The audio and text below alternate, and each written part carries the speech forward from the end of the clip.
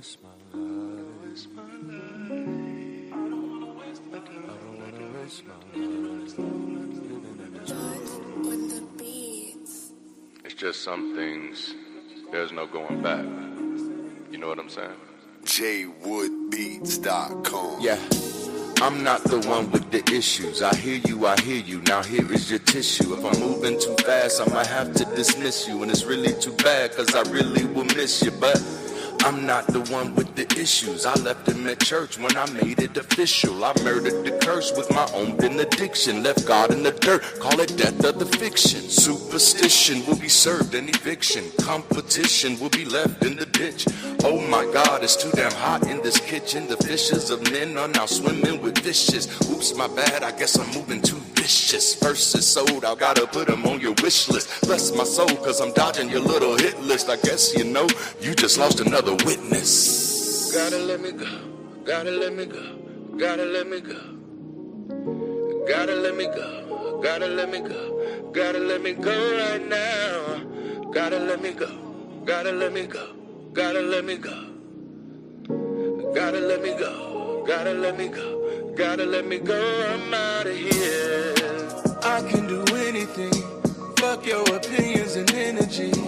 I finally got the epitome. My biggest hindrance was God can't do nothing but fail. Greater is me, I never needed your deity. All of this human capacity, when it gets rough, I can pick myself up and prevail. Cause I don't need anything other than people who fuck with me. Good business, it starts with good company. That's why your boy is obsessed with community. Cause greater is we can create opportunity. Doing what God never did, cause a God never could, but a people is all we need. Gotta let me go, gotta let me go, gotta let me go, yeah. Gotta let me go, gotta let me go, gotta let me go right now. Gotta let me What's go, up, gotta let me family? go, Happy gotta Sunday. let me go, Welcome in. Man, it's so good to see you all. So excited to have you all with us. I'm looking forward to today's conversation. Looking forward to, because look, we've been in this series now for 3 weeks. This is going to be our 4th week, and we're going to be rocking and rolling with it. So welcome in, everybody. Welcome to BridgeCity Global. BridgeCity is a group of people from all over the globe who are committed to building community beyond superstition. Of course, my name is DaranteLaMar, and I'm so glad that you're here with us for another weekend of Sunday sessions. Since March of this year, our community experiment has grown from 52 to over 6,000 subscribers across 6 continents.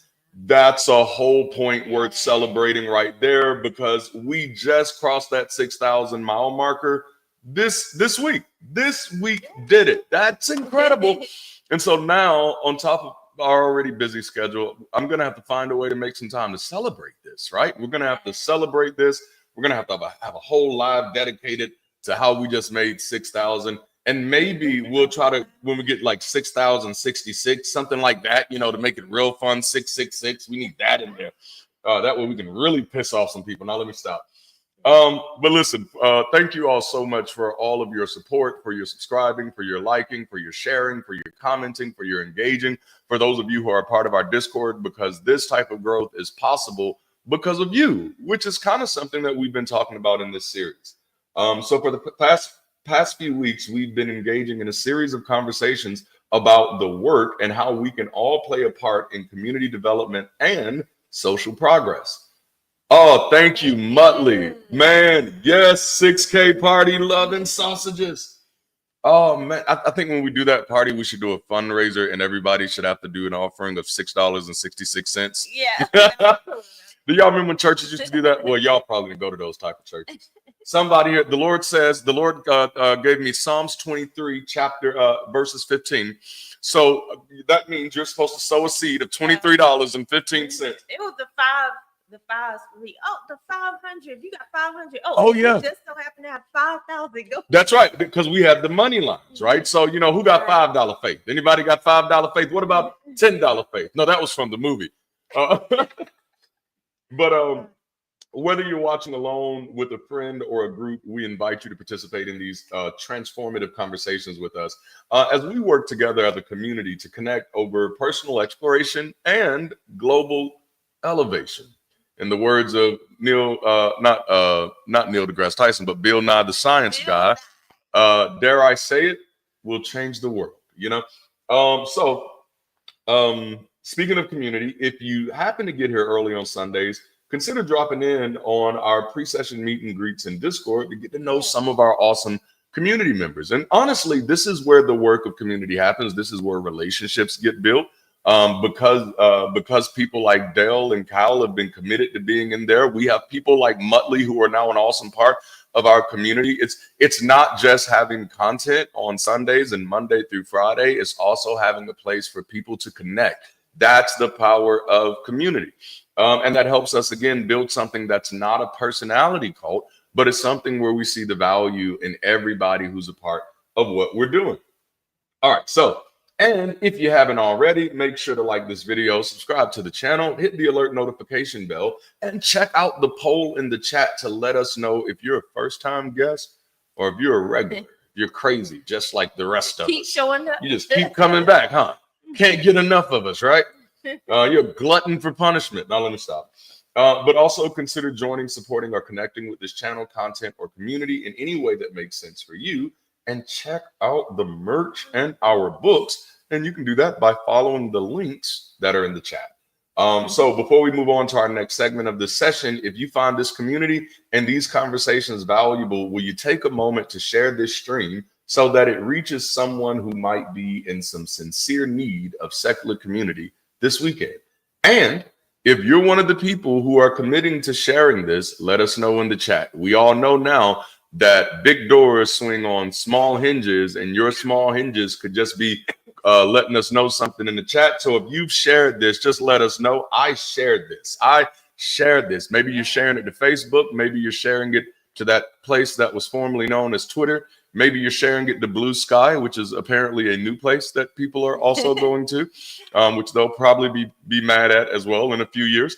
But, you know, whatever places you're going, share this, get it out there. And then don't forget, you can also share this link in a text message to somebody to make it really personal and say, hey, you need to get your ass in church, bro. No, I'm just playing. All right. I think that's all I have. Well, listen, it is another Sunday, and yes. I am Darnaya Darice. I'm going to give you your BridgeCity news today, okay? I'm glad to be in the room. I'm glad to be in the number. Are you glad? I want to be in the number. Okay, sorry. No, but thank you all for joining us. First and foremost, whether this is your first time or you've been here a long time, I like that. That kind of rhymes. Yeah. You think we rhyming today? We are rhyming. Okay. Was that in the notes? Oh, okay. Yeah. I'm like, dang, that was nice. I just put some pizzazz. Some pizzazz. But let us know where you're watching from. We love to see where you are, and we do that so others can see where you are and possibly link up if you're close in the vicinity. So go ahead and drop in the chat if you're comfortable. Drop your city and state if you just want to give a state. Okay, let us know. Let us know where you're watching from. We're gonna add it to the map. Yes, we're gonna add it to the map, because our community is very intentional about identifying local hubs of support so that we can continue to accelerate the work of building community beyond super system, because that's the main goal, right? That's the goal. Also, if you haven't already, consider getting involved in one or more of our online groups to expand your personal development and community experience. If you don't see a group chat that reflects your interests or your needs, it's okay. Guess what? You can reach out to Dale Gray. See, I'm rhyming it. That wasn't in the notes, but I did it. Okay. Bars, son. Bars, son. AKA advocating humanity. Go ahead and reach out, and we'll work to get you supported and give you helpful resources that you need to launch a new group. All right. And you know, during the week on Wednesdays, my husband at 5 o'clock CST PM. I said it back. 5 p.m. CST. Oh, okay. He hosts Bible study called Bible Study with an Ex-Pastor. He's currently in Leviticus, which he told y'all it has a lot of laws. It's a lot of laws. It's a lot of laws. I'm trying to get I never liked this book. I've never liked this book. But the last episode got really good. I didn't think we were going to have so much to talk about, but apparently, like, I get really inspired when I get mad. When I get mad about reading some shit I don't want to read, I get really inspired. Yeah. So make sure you tune in on Wednesday to join in the chat if you have a free little time. If you can't join live, it's okay. Watch it when you can. We still appreciate you. Yes. And by the way, Bible Study with an Ex-Pastor is officially now available on Spotify. So if you are on Spotify, hey, go check it out. We're breaking into new markets. Is that how you say that? Yes, new markets. And also, would you like to join the rotation of weekend warriors that make these sessions possible? If you have around 3 hours to spare on a Sunday or Wednesday to contribute some time for our live shows, please let us know. We greatly appreciate it. You can type in the chat, I'll help, and we'll have one of our chat moderators to make sure you have access to the link and join us on Discord. If you're not on Discord, what are you doing? Okay? Yeah, what you doing? Get in there. Come on and team up with the peeps. Say hi to the peeps in Discord, okay? All right, and so if you have some extra time, every Sunday our host also kind of hosts a pre-session meet and greet, post-session. Sometimes we're able to join. Sometimes you're just going to see the community in there hanging out and talking with each other. It's a great way to make some new connections and cultivate community. So we'd love to see you there, and we'll drop that link in the chat as well. All right. And if you have any upcoming community events that you like us to share or add to the new segment, please let us know and drop your announcements in the chat, and we will make sure we promote it in the channel and the Discord with hashtag BridgeCity News, so we know to add it to the news. Okay. All right. And that's all I got. All right. Okay. So I guess we can get this party started. Now, for the past few weeks, we have been doing a musical segment. I did have one planned this morning. We actually started recording it. I think we started recording it twice. And then the last time I was like, you know what, I'm not going to do it, but let's listen back to it so I can see if what I think was the problem, because I think there's something wrong with the pitch on my piano. It could be the pitch on my voice too, that's the thing. But when we went back to check it, there was no audio at all. So I put all that hard work into it, and it just did not come out. So today we're just going to jump straight into the conversation. But if you sincerely miss the musical portion of these series, let it be known in the chat and let it be known in the comments, because that was one of the things. Like, I had opened up with a whole speech and everything on it. I had this spiel where I talked about, like, I'm doing this, just kind of putting myself out there, even though I know that it doesn't sound the best, and it's not a true reflection of community music yet, because it's just going to sound like me and the music that I'm accustomed to. But I'm doing this so people will know that this is an option. This is something that we do want to see in our session. So it was beautiful, but y'all won't get to see it today. So just kind of go ahead and get that taste out your mouth. No, I'm just playing. But no, if that's something you missed, please let us know in the chat. If that's something that you enjoy seeing in these sessions, let your disappointment be known. Normally, I don't give a fuck about people's disappointment, but in cases like these, you matter. You matter, So no, seriously, let us know that would be valuable feedback.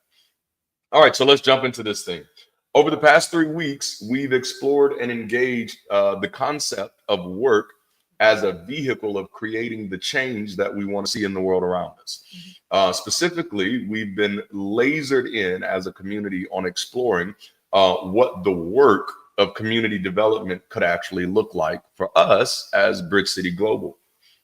We talked about doing small things that can have exponential impact, such as responding and interacting in the chat during the live streams. We talked about, I think that was like 2 weeks ago, about how doing those small things are things that empowers our community to be highly attractive and highly engaging, which empowers us to grow at fast rates, which, if we want to build community beyond superstition effectively and sustainably, we should want to grow fast and far.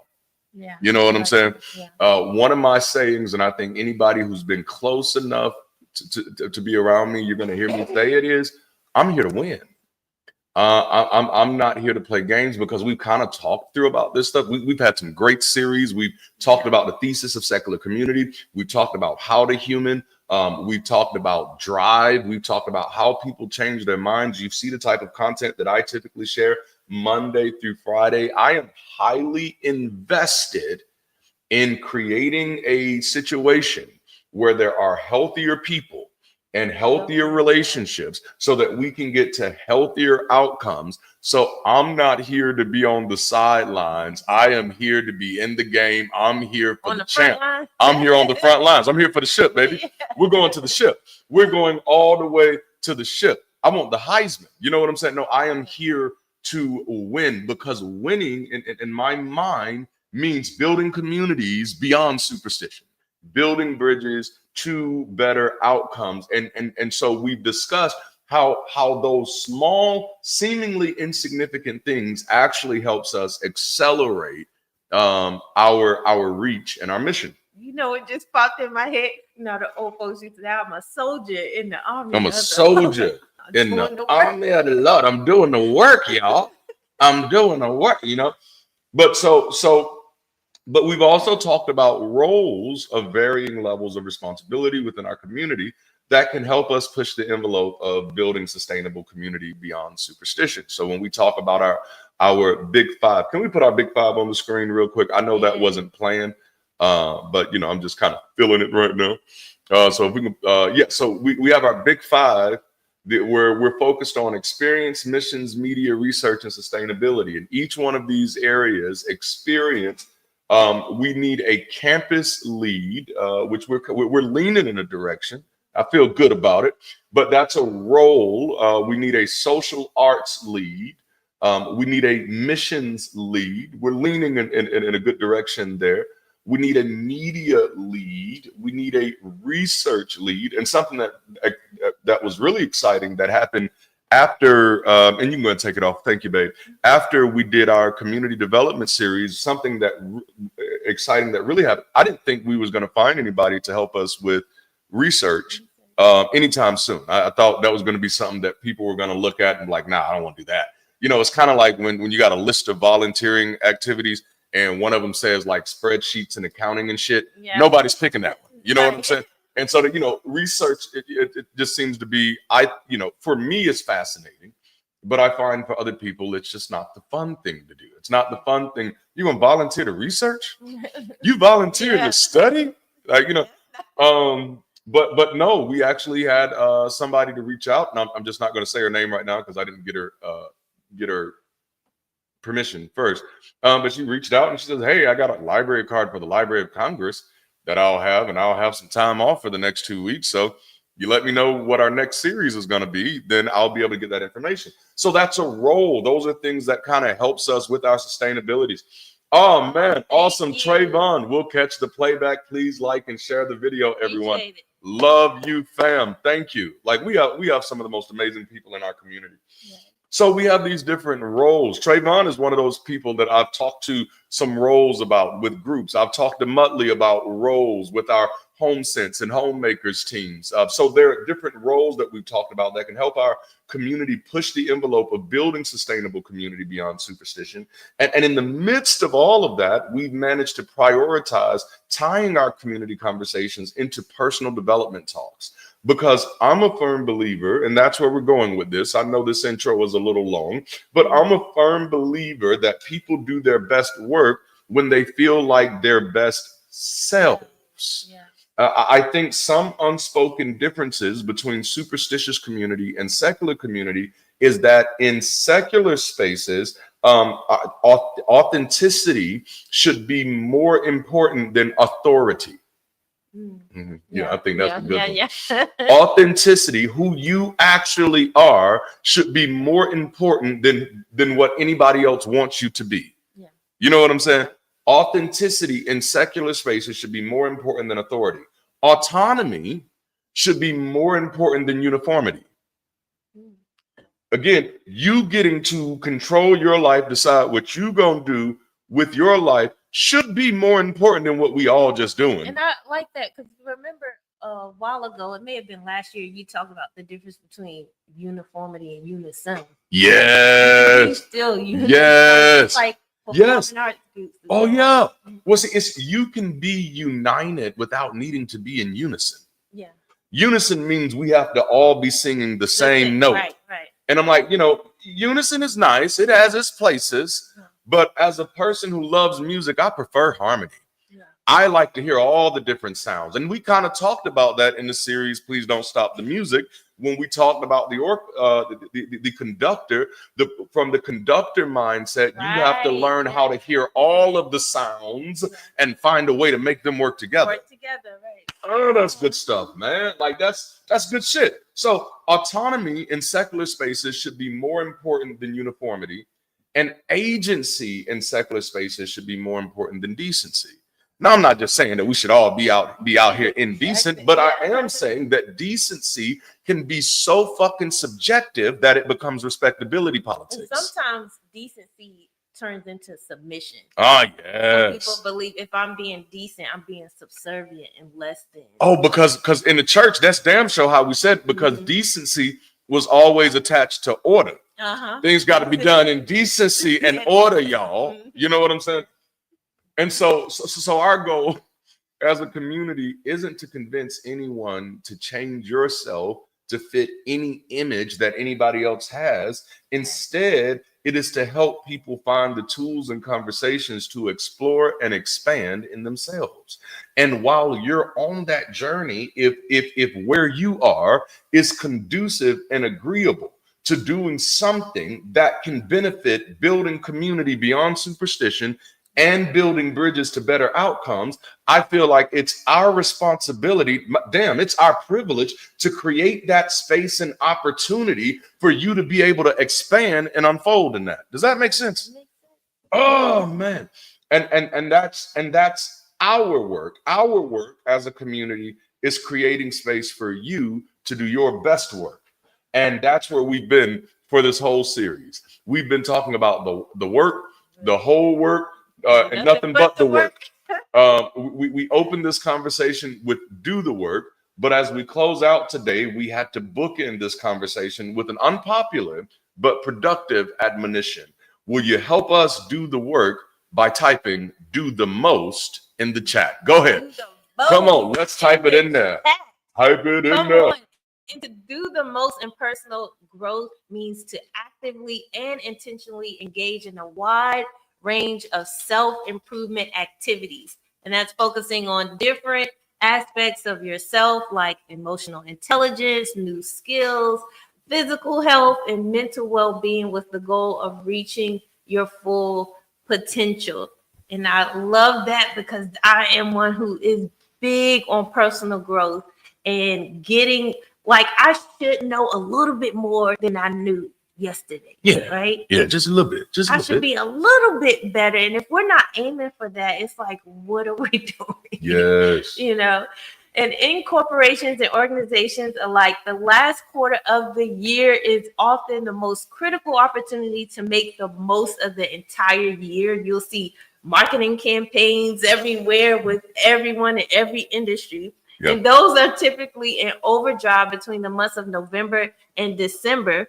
And it's not just the national ones. If you're paying attention right now, any organization worth its salt is ramping up its outreach, evangelism, or promotion right now with the clock counting down the New Year's. Are we waiting? Yes.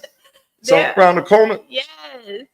There are two major reasons why we feel this happens. Number one, hindsight brings clarity. We all always do that look back and like, hindsight is 2020, baby. Yes. Like, damn. Yeah. Some people we wear glasses don't mean I promise you I don't. As a matter of fact, let me tell you something right now. If you ever see me driving without my glasses, just know that day I've chosen death. Yes. Don't want to see that. Absolutely. All right. And then another major reason why this happens is endings remind us of our mortality.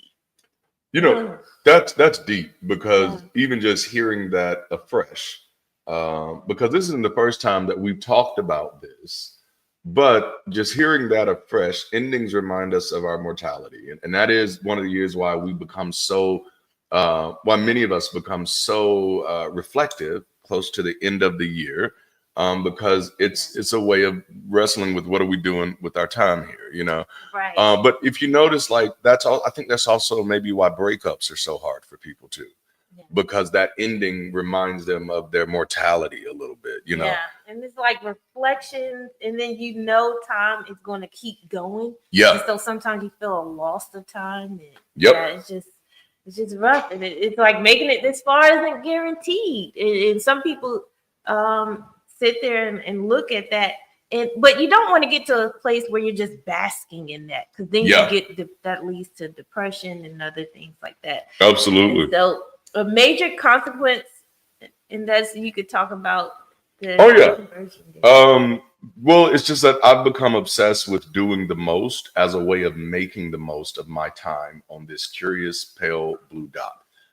Like doing the most, this I think out of everything we've shared, every series of conversations that we've had, doing the most has been the most personal. This is why when baby girl was sick last week, if y'all notice, like, I didn't miss a beat in this conversation, because this is my conversation. Do the work, do it right, do your best, do the most. No, this is my conversation. Everything else we've been talking about is community. And you know, it's beautiful. Do the work. I'm pulling stuff directly out of my fucking playbook. You've been living it. I've been, yes, this is like, this is, when I tell people I'm hyper productive, this ain't a flex. I'm telling you what my strategy is. This is my strategy. Not a cute slogan. It's not. No, it's not. This is how I get shit done. Oh man, which is going to get us some places. But because it's wrestling with my mortality at the end of deconversion, realizing that, holy shit, making it this far really isn't guaranteed. And I've been wasting my fucking time. You know what I'm saying? That's what it was for me. Now, again, everybody wasn't wasting their damn time. Right. But I want you to understand that I was feeding homeless people and still feel like I was wasting my fucking time, because I know I could have been doing so much more. So much more. And so it became, I did, you know, especially after 2017, I was focused before then, but after 2017, I became hyper-focused. I became hyper-focused. It became very clear that I could do the work, that I could do it right, and that if I was willing to do my best, can't hold myself up to anybody else's standards but my own. I can't live your life, and you can't live mine. Which is, and believe it or not, this, I know some of this makes me sound like a hard person, but it's actually made me much more gracious to other people, because I now give everybody has the autonomy to choose their standards for themselves. You know what I'm saying? So, because for a long time as a pastor, and I didn't mean to rabbit trail this much, but for a long time as a pastor, I felt like it was my job to force people to level up in life. That's what I felt like it was my job was like, and a part of that comes from believing that there is a predestined norm that is meant for everybody, and that anybody who is not living according or aiming towards that predestined norm, they are a deviant. They're deviating from God's best. And it's my job as a pastor to get them back in line with God's best. So I was constantly pulling people, constantly begging people, constantly having to push people and nudge people. And then I finally gave myself the freedom. Did you be like, hey man, leave them people alone? Yeah. You know what I'm saying? If you having to do all of that shit, they're not trying to do that. And at that moment, you're actually being toxic to their lives. You know, it is okay to let other people inform you of what they want and respect them accordingly. You know what I'm saying? So it gave me more grace for other people in a very weird way. But then that's also because I'm not forcing those people to be on my teams anymore either. Right. You know, because if they were, then that's when the tension comes in. Because then I'm gonna always be calling you lazy. Like, damn, man, you lazy as fuck. And it's just like, no, you didn't sign up for any of that. I told you that God showed me that this was something that was in you, and you didn't want to disappoint God. And so, and do you see how easily that becomes an assault on somebody's agency? Yeah. You know what I'm saying? And so like, no, so no. For me, I became obsessed with doing the most as a way of making the most of my time on this curious pale blue dot. It's my way of like, no, like I know tomorrow is not guaranteed. So I want to use my today the best way that I can. And then if I get another tomorrow, damn it, I want to make that one even more valuable. And then especially because it's not like I'm just getting another tomorrow that starts all over. I get another tomorrow with the benefit of all the days I had before. Yeah, right. That's life. That's a beautiful life. You don't get no bank account like that. Yes. You don't get a bank account like where all the money get to stay in there. Like your memories get to stay with you, until as far as we know, until that time is gone. Outside of extreme, situations. My great grandmother had Alzheimer's. But so I began to realize, like, no, I do this because I'm trying to make the most out of my time. Yeah. And I'm trying to use, because I told y'all, I realized, and this goes back to 2015, I realized I hadn't been living my life on purpose. Oh, okay, here we go. Come on. I was so busy trying to live my life in purpose that I had never learned how to live my life on purpose. Wow. You see that? Yeah. And like purpose was big for me. Like purpose wasn't a new concept. Christians love talking about purpose. That's God's plan. It's purpose. But so I spent my life always trying to be in purpose. Like I was always trying to be in the purpose of God. Like I wanted to be in the purpose that God has for me, that I had never actually even wrestled with. What does living my life on purpose means? What does that look like for me? And so for me, that became like, dude, you're going to kill yourself by the way you're eating. Because you're not living on purpose. Mm-hmm. You know what I'm saying? Financially, your kids are going to inherit your debt. This is what I was telling myself. Because you're not living on purpose. Because in my mind, purpose came from God. God gave purpose. Mm-hmm. And I had to discover his purpose. Instead of me realizing that purpose is simply the utility that I assign my life. It's the usefulness I want to have. Man, I'm sorry. So that's what it became for me. So and you'll notice this is so critical that even in the modern churches, watch night has replaced Christmas in the top 2 church attendance days in the year. And that's crazy because you get people that say, no, this is the reason the whole year. Mm-hmm. Christmas attendance is dropped. I'm telling y'all. It used to be like Christmas and Easter were the 2 big days. It was Christmas and Easter and weddings and funerals. All right. Now it is Easter is holding number 1 spot and watch night is holding close number 2, which is New Year's for many. It started in Black churches in that sense from Emancipation Proclamation. But why does this happen? Because when the clocks start winding down, many of us become obsessed with the question, how did I do this time? Mm-hmm. Did I do enough? Did I do better than last time? A valid question that I've become comfortable with asking myself is, where did I fail this year? This is a question valid for me. I'm not saying everybody has to ask yourselves this question. This is the one that I've asked me. Prior to leaving Superstition, I wasn't comfortable with the idea of failure. I was constantly reframing misses as the true will of God. That's just the way God wanted that to happen. Now that I no longer have any attachments to the ideology of perfection, that's not an issue for me. I am supremely comfortable with the idea that I missed something. I am supremely comfortable with the idea that there's something I could have done this year that I didn't do. I am supremely comfortable with the possibility that there was an opportunity that I should have taken advantage of that I missed out on. I'm also fully aware that there's a possibility that there are moments that I should have been more graceful and I wasn't. Now, the reality is, if I'm never looking for those moments, oh man, see, that's the difference. It's one thing to be aware, and most people aren't even that. Yeah. You know what I'm saying? You try to sit most people down in a room and say, okay, let's talk about how you felt last year.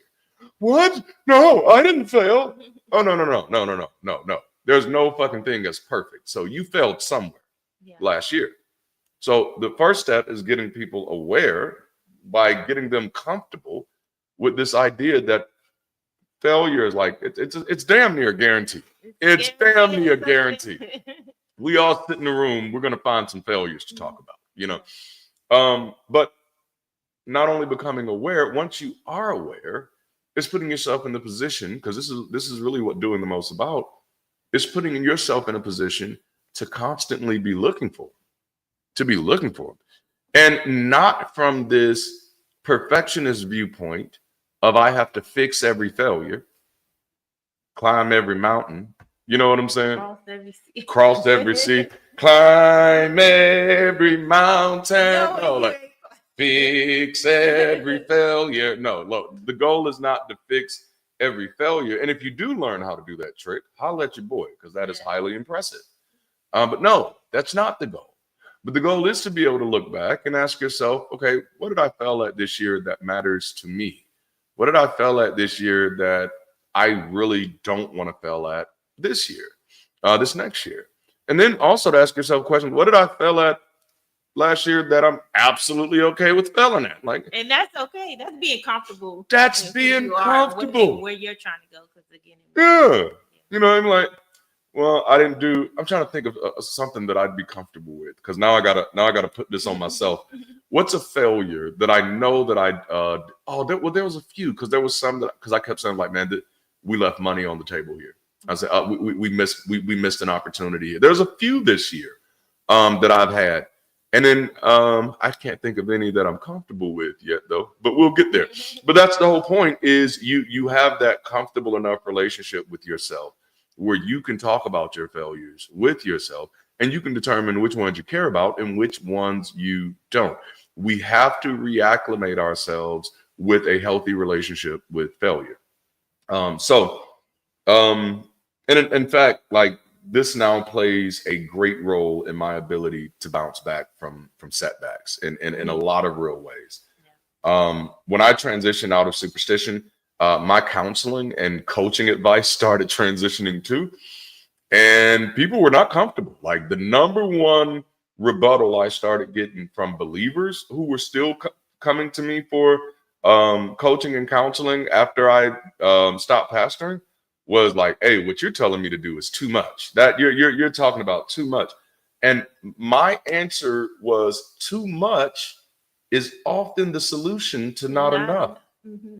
You know, see, for people who don't have enough, and to be clear, the people who were reaching out to me for help in these areas are those people who have identified as unsatisfied, you know. So how did doing too much become problematic? Like, that's the thing you averse to. And we got to do the math. You got to do the math. Like, got to equate. I haven't been doing enough, but I just want to do a little bit. Oh, that's not going to work. That's not going to get you there. You know, like I told you, I don't do superstitious thinking anymore. Man, which means that's another reasons people get uncomfortable in counseling sessions with me. Which I think I ended up telling my sister this one time. I realized I'm not a counselor, actually. I'm a coach. Yeah. The coach is going to get in. I'm a coach. Yeah. You're going to start telling me what you deserve, and I'm going to start asking you how you know. And that's going to get really uncomfortable. Deserve is such a weird word. That's one I don't even like when people use for real. I'm like, let's find a better word than that for you. But I deserve this. How? From who? From where? Yeah, you know, that's I want this, you know, like, and that, you know, Deserve is different. Deserve is different. So, but why are we afraid to do the most? It becomes who convinced you to do the least, especially because mind you, anybody who was coming to me for counseling or coaching, they weren't coming to me for somebody else's issues. They weren't coming to me for somebody else's goals. They were coming to me to get help with meeting their goals.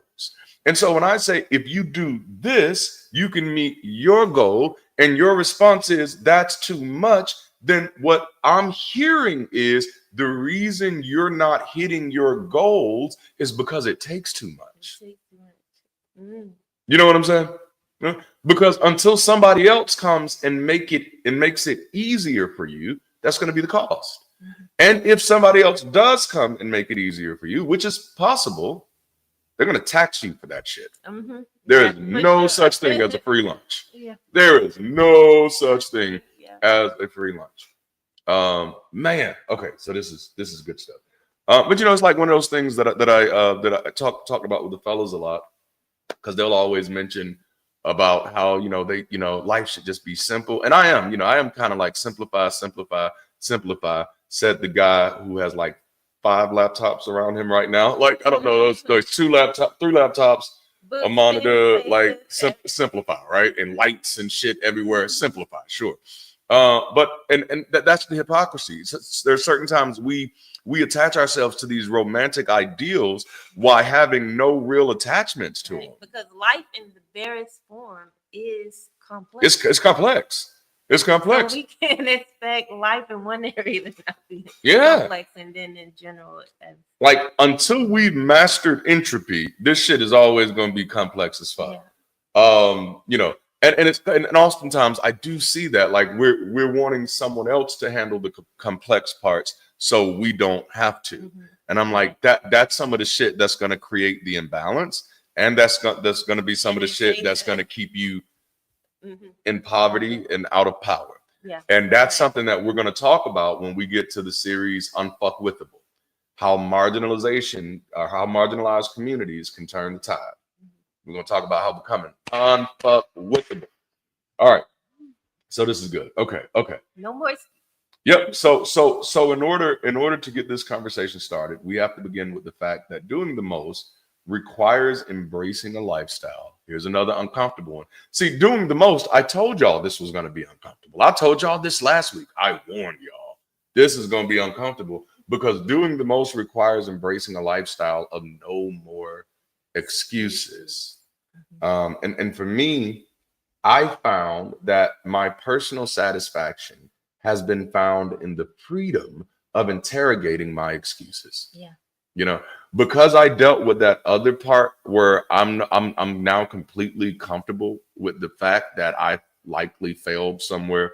Like, I fucked up there. Shit, I missed that one. Like, I'm so comfortable there. Like, there's no need for me to beat myself up after that because I'm so comfortable. I'm like, damn, I did something that people do every fucking day.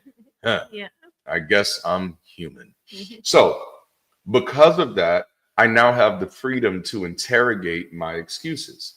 Excuses for me, like God, have become an abstraction to understanding and an obstruction to progress. So I purposefully prefer reasons over excuses. So even when I'm talking to myself, all right, Darante, that's the excuse, but what's the reason? Because the excuse doesn't give me any information. You know what I'm saying? Right. The excuse doesn't give me any information. I need the reason. So let's go ahead and define excuses. And Merriam-Webster puts it as an expression of regret for failing to do something. I like that. Wow. And the only thing excuses give us is regret. So we choose to not dwell there. Let's not do. And then if you catch yourself, it's just like, oh, I caught myself. Yeah. What's the reason? I don't want to give it. Sitting here regretting. Like, fuck that shit. And so we prefer to figure out the reasons for our misses so that we can continue to build strategy around our goals. And it's so beautiful when you realize, like, oh, I don't need to make up excuses, because you realize, hey, I'm in control of change in a sense. It's like what do I need to get things done? What do I need to make my life better or to get to the next step? And when you free yourself from excuses, you realize, no, I can get to where I want to go. Yeah. I can get to where I want to be. I can become who I want to become. And that's the beauty for me. Oh, that's good. But you know what? But what you just highlighted there is how sometimes excuses can be a stumbling block to you actually discovering yourself. And that goes both ways. I love interrogating my excuses because, like Darnaya just said, when I do that and I come out on the other side like, no, I can do that, then I get to prove something to myself. I get to expand something. I get to expand my capacity. That was that phrase we were talking about a while back, unfolding in myself. I get to expand in myself. But then there's another part. If I interrogated my excuses and then the reason ends up being like, bro, you really just didn't want to do that. Yeah. Then what I find out about myself is that even though I've been using this language, I really don't actually care about this. Mm-hmm. So I can go ahead and update my language. Let me go ahead and update my software. We'll update the programming. We can go ahead and pull that package out. This package is no longer required in this system. And that's why you have a delete button. Yes. Use your delete button. Drop table, man. Drop table. Insert. You can delete, you can end or here. Update. I love it. I love it. So before we can unpack how we do the most any further, we have to have an executable strategy in place to deal with our excuses. So instead of accepting excuses, we're going to prepare our minds to embrace solutions. For whatever reason, because we were just talking about computers, when you said executable, my mind heard that so weird because that's also a computer term. It's a computer terminology. Execute the program. Is the program executable? So part of embracing solutions, which I told y'all, this is the hard one. Are y'all ready?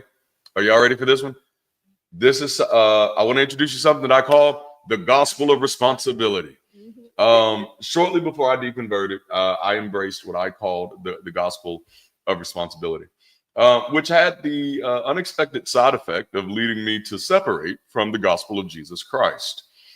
Yikes. In a nutshell, the idea was that I am responsible for the stewardship of my world, my life, and my relationship. And I'm not going to lie, there was a bit of a God complex that was evolving around the same time. Because, I tell you, I meditate. And so while meditating, I remember this one because this was 2015. We were in Alexandria. I remember meditating and just imagining my life as like the cosmos, and visualizing myself taking control of my life. Now, this was very healthy for me at the time because my life was out of control. Mm-hmm. I was 100% dependent on the promises of other people. Like literally. Yeah. You know what I'm saying? Yeah. Dependent on the promises of other people who had made those promises dependent that their imaginary friend was going to be able to make good on the deal. I talk about that in my new book, Black Non-Believers Next Door. You want to check that one out. I started definitely looking at my life like I have a lot more control than I've been treating this. I started removing words like blame and fault from my mind. And this wasn't a way to make people less guilty for the stupid and fucked up bullshit that they were doing towards my life. It wasn't. They're still just as fucking guilty to me. But it was just like, what's the good of me knowing that they're fucked up and they don't see it that way? Mm-hmm. And then it piss me the fuck off all damn day. Mm-hmm. Instead, what I realized, I'm again, gospel of responsibility. And I say, whose fault is it? Started asking myself, who's responsible for making sure that it doesn't happen again? And that's when I resigned from a position that would have been financially lucrative for me if I would have just stayed on the bandwagon. Mm-hmm. And I said, no, I'm not doing that. I am responsible. And so, and I became super duper responsible after that. It's the gospel of responsibility. You know what I'm saying? But This ultimately requires being both aware and honest about my current intentions, my current limitations, and my strivings. It's not the idea that I can control everything.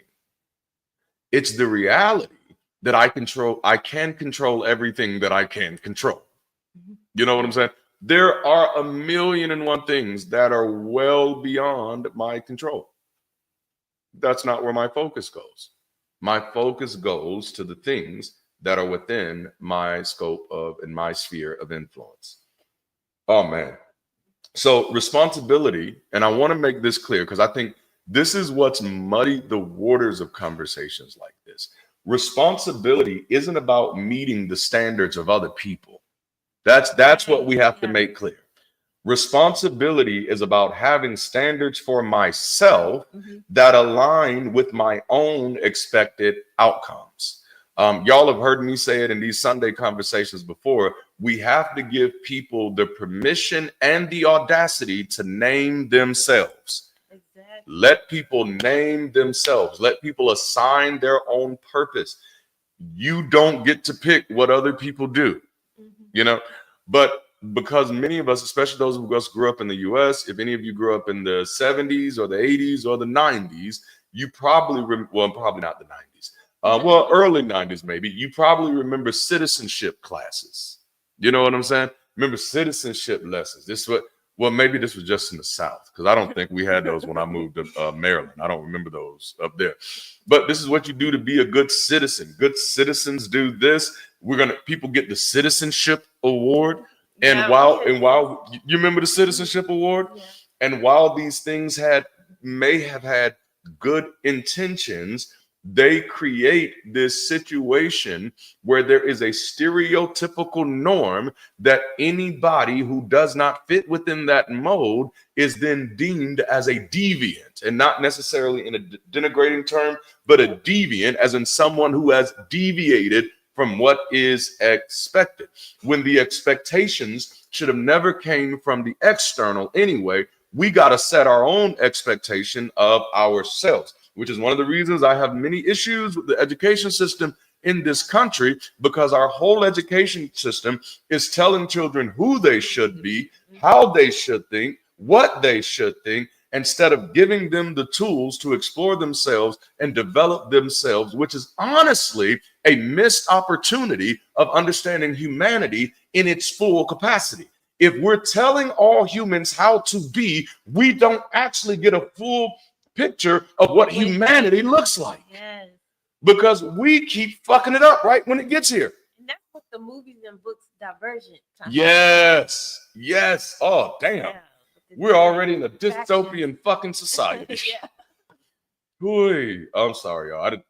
None of that was in the notes. But that was good stuff. But that's the point. Responsibility.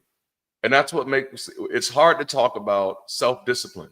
These conversations are difficult for people because most times when you hear words like responsibility, self-discipline, management, when you hear these words, you hear judgment. Mm-hmm.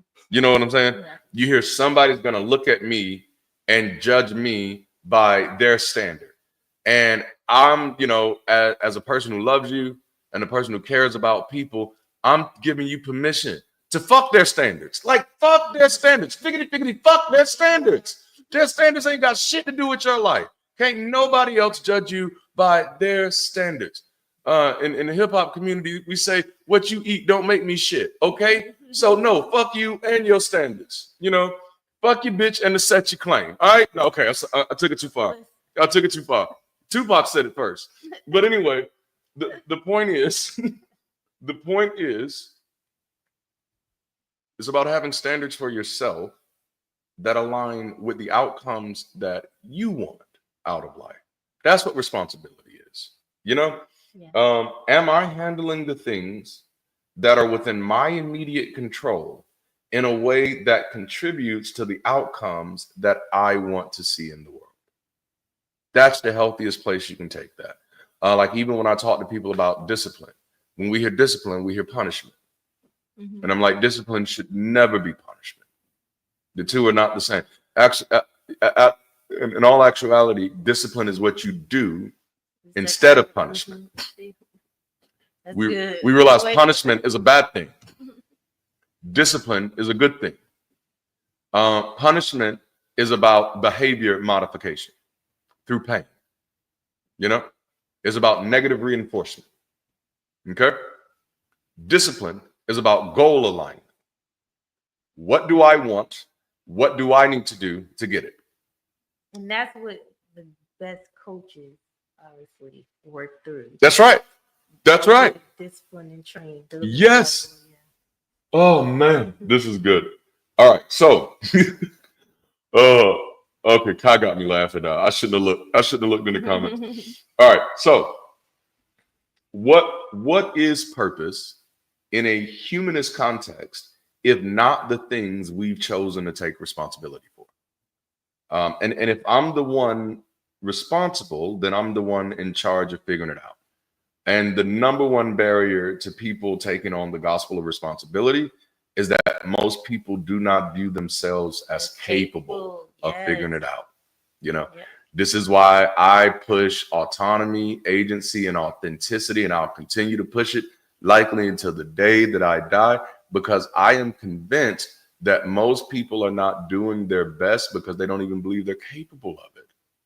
Well, it's hard to get out your mind when you believe, you know, you don't have to figure it out because God already worked it out. God already figured it out. So you believe an external being who you never seen, and that's scary to think about. Like for intellectuals, when you sit and really think about what people say, what people believe, what we're doing, you really think somebody you never seen, don't have any type of proof or anything, have your life in their hands. That would be scary to me. That's like somebody abducting me and saying, "Hey, your life is in my hand."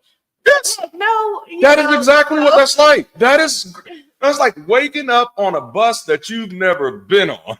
Yeah. You know, like, and you don't know anybody here, and you can't see the bus driver. Yeah, you expect. Oh, they already figured it out. They no, bro. I need to get off this bus before I'm not about to die with the rest of them. Okay. No, I love that.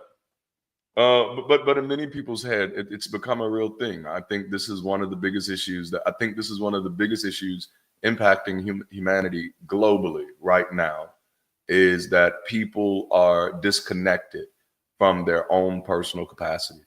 And I don't say that in a way like I just know what all humans are capable of.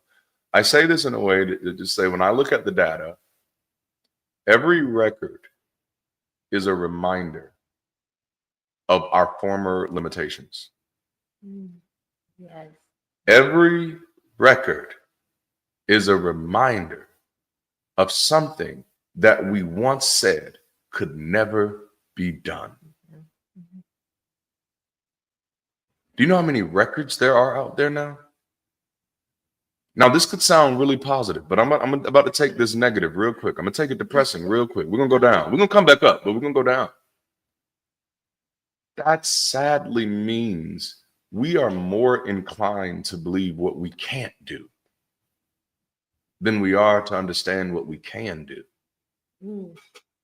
And the rest of us, and this is how it works. At one point, it was thought that the average human could only run so fast. No human could ever run any faster than that. Not even if they tried. You know. And then a human ran that fast. That record was broken. Human ran that fast.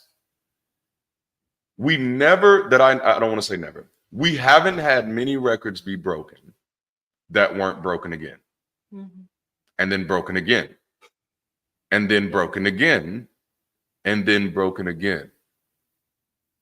It is reasonable to believe that we are limited. It is unreasonable to determine that you know where that limit is. That was good. Oh, okay, I gotta say it again. It is reasonable to understand and believe that we are limited. It is unreasonable for you to superstitiously impose where those limits are. And that's what every broken record has reinforced to us, you know? Oh man, this is good. Gospel of responsibility is brilliantly said. Christians either blame imaginary Satan for their mistakes or throw their unethical behavior on Christ to relieve them from any responsibility. So thank you, 21st Century Mind. We love you, and you are absolutely right. So the big point is we talk like this. We hold these type of conversations because we want people to explore themselves. And your standards doesn't have to look like my standards or anybody else's standards. But please make the most of your time while you're here. You know, that I didn't agree with a lot of stuff that Miles Monroe said because he could go off the deep end every now and then. But one thing he said, and I don't know if I can remember it exactly, but it was along the ideas that there's more wealth in the graves than anywhere else. And he wasn't talking about buried treasure. He's talking about dead folk. Yeah. Unlived lives. Right. You know what I'm saying? Mm-hmm. Just unlived lives. And honestly, religious superstition is probably the blame for much of that buried treasure. Yeah. Okay, now that's a whole damn book. All right. So for people who don't feel like they have the capacity of figuring it out on themselves, to them, figuring it out exists in some mysterious realm of the ridiculously qualified, instead of right in the realm of everyday people doing everyday things. Figuring it out is literally what we do. It is the hallmark of our species. Figuring it out is kind of like our flagship product. Yeah. You know what I'm saying?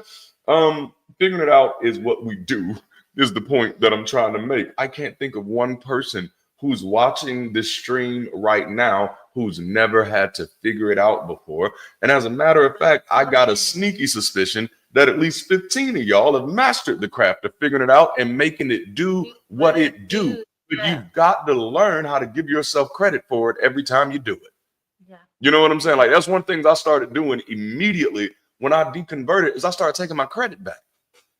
Because I realized that I had deprived myself of credit. Mm-hmm. Because every time somebody said, Darante, you did good. All glory to God. Darante, you raising those kids right. All glory to God. Darante, you're such a great parent. All glory to God. Darante, you preached your ass off today. All glory to God. You know, but in all those times, I was giving that positive reinforcement away when I was the one who needed it. Yeah. And so, this is why I developed an affirmation practice on top of my meditation practice, because it was like, damn, bro, you've got to start giving some credit back to yourself. You've got to fill your account back up. Part of the reason you don't feel like you're capable of doing anything is because every time you have done something, you've given the fucking credit away. Yeah.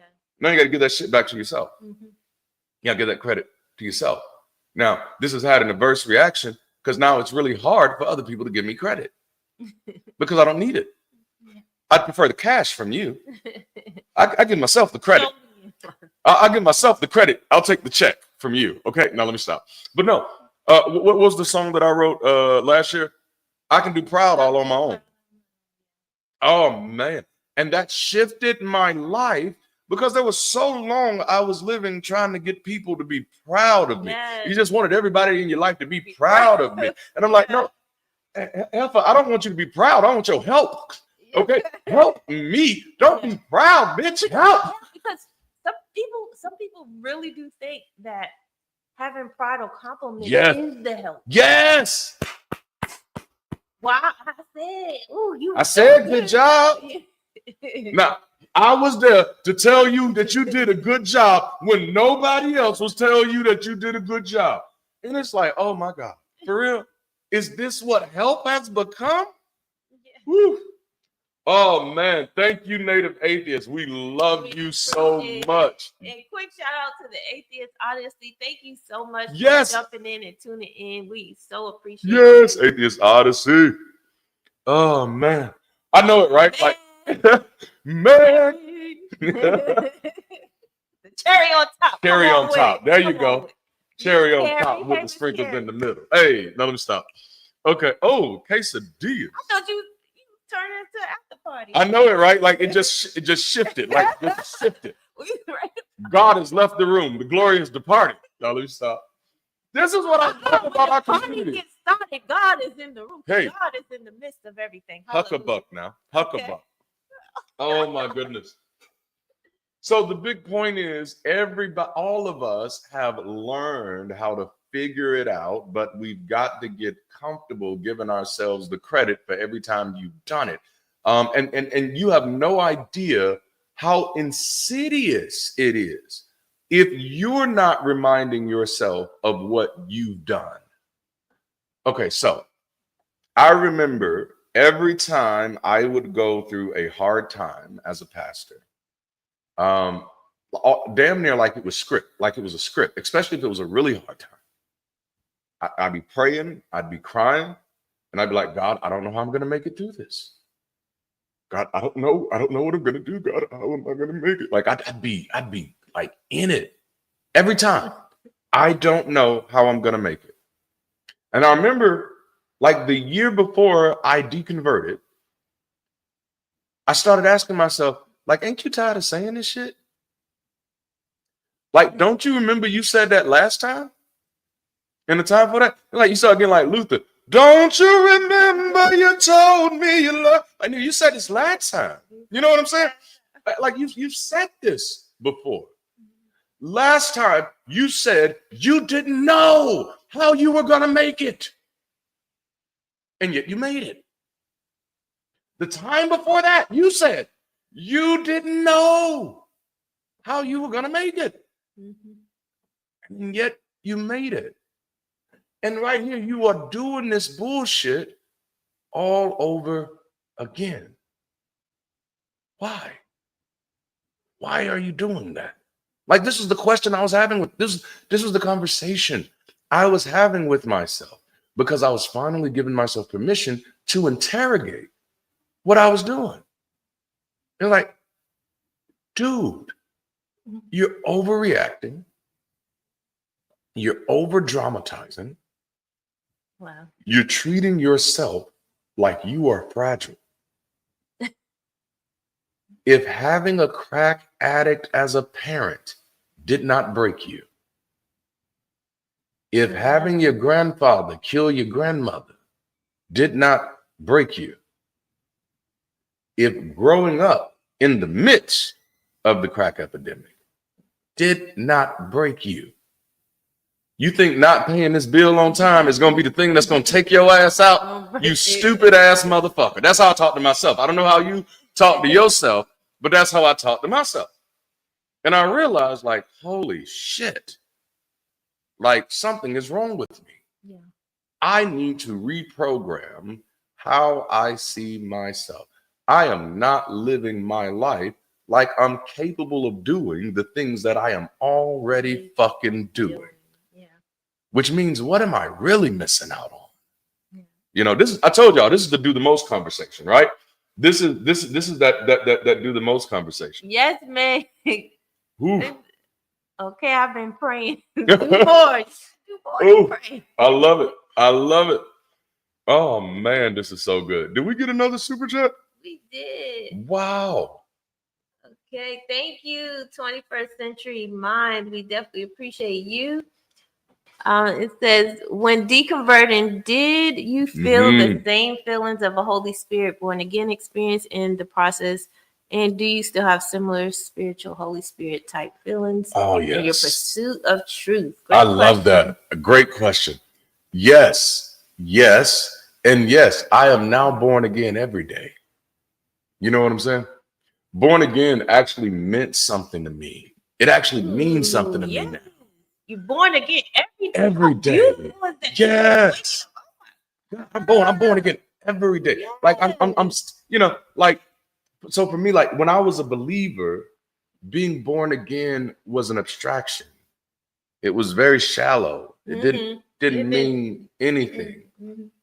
When I was deconverting, I was also simultaneously coming to the realization that I had been living my life on faulty information.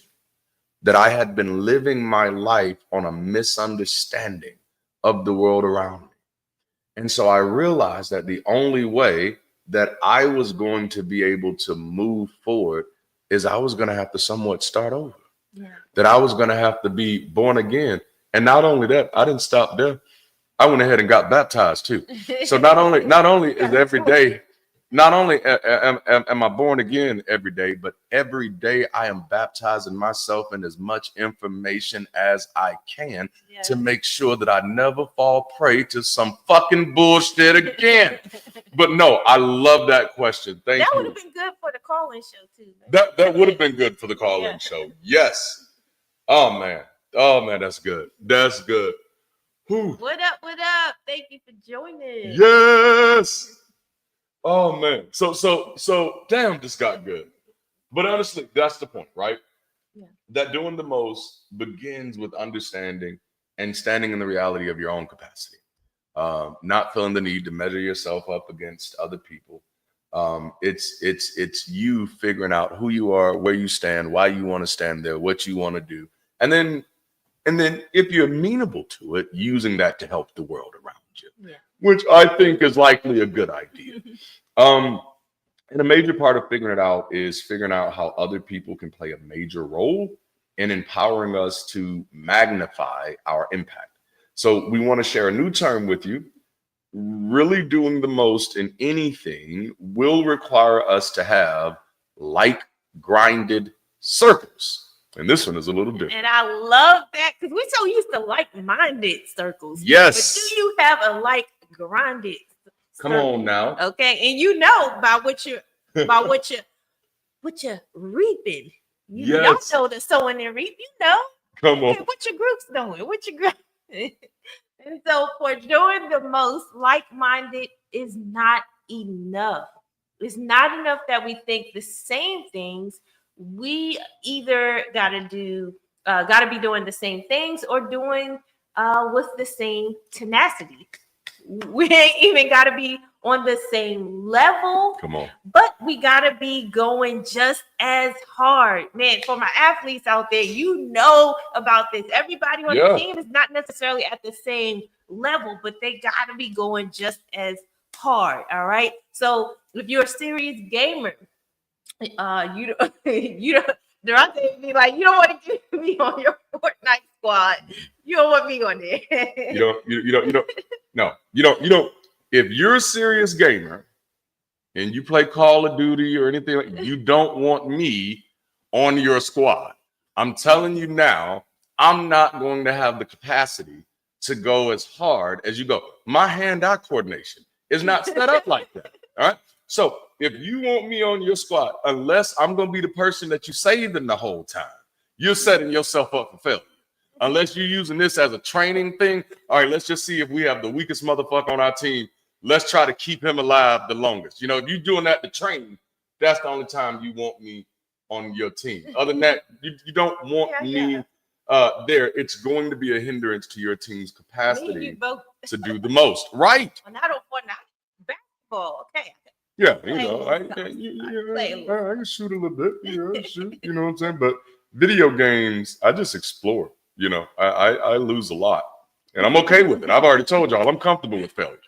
I'm comfortable with failure. But if that Fortnite game is important to you, it's your responsibility to understand the value that every team member is capable of bringing them to the table. Yes, and just because someone doesn't qualify to be on your team for a specific project does not mean that they don't qualify to be in your life, right? And so this is more about bringing our expectations in alignment with reality. Yep. So that's a great way to put it, because it's not about disqualifying people. And sometimes when you're having conversations like this, when you talk, you got to check your circle, you're looking for people to kick out, you know, and it's like, no, that's not necessarily what I'm saying. You know, I mean, you can, say sometimes you do got to do that. I mean, that's real. That is real. But in this case, it's making sure that our expectations of other people are in alignment with reality. You know what? That just had me. Sorry for the time. No, you're good. When people talk about the comparison with the tree and like branches are only in for a certain season. I never hear anyone touch on the evergreen tree. Yeah, Like, yeah. Some people can be there all the time. Yeah, we can. Why you We gotta talk can about the do it. evergreen? That's okay. So I'm gonna. That's probably gonna be a series in 2025. Evergreen. Evergreen. Oh man, I hope that time we're doing so good that we can have Yeba come and sing Evergreen. Wouldn't that be nice? That would be nice. I like Yeba. She Well, can sing. I can't say we can't. You know, we have certain phrases. Then you catch yourself because different communities, you don't want to be taking them The wrong way, yeah. Because I say a lot of. Or the right way, because some people might. Yeah. Sometimes the right way can go the wrong way too. Now, somebody can like it a little too much. Like, oh, blow, y'all might say that again. No. You know, like, oh snap, no. Stay on the holy side. Stay on the holy side. I don't do stuff. Oh man. Would you consider debating others on your channel? I feel like you would be a powerful debater and you can reach many. It has been a thought, and thank you so much again. I had an opportunity to do a debate earlier this year. I did decline it, but I may. It takes some work for me. I think my problem is I'm nice and shit, but I am hood, and so. I think it might get too real in a debate with me. It might get a little too real. I don't know. I'd be scared. Like I joke and I laugh, but I promise you, there's a whole fucking fool in here. It is. Oh my goodness. But no, that's a great question. Evergreen. Oh yeah. The series we're in now. Oh, y'all talking about Chick-fil-A? Dang, now I'm hungry. She's just sending me everywhere. If my grind doesn't match yours, don't expect me to show up at the table the same way. And that's really what this is about. It took me years to realize that my false expectations of others was generating extreme disappointment and holding my progress hostage to their participation.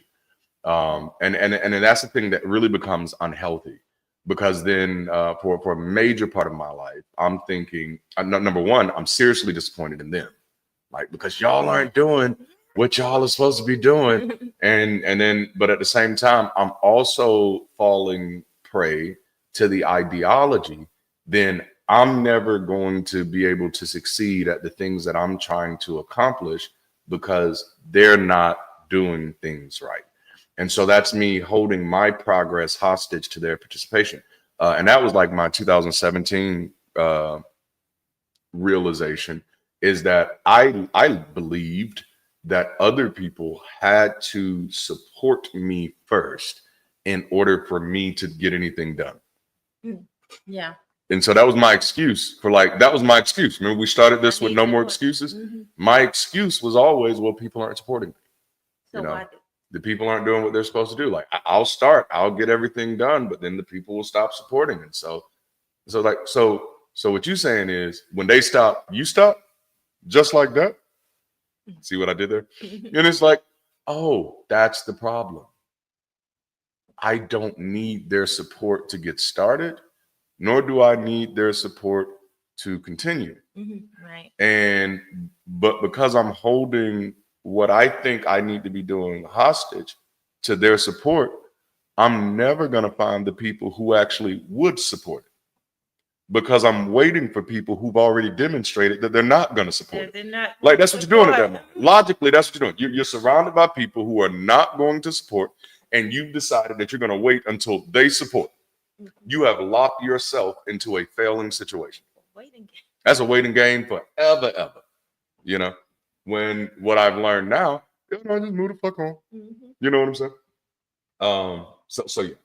Yeah, and so if you're doing anything important, you're going to be doing it with other people, and it's going to be important for you to be able to clearly express the expectations of the grind, if you will, because everybody's going to have to be able to work at a complementary pace, and I love that.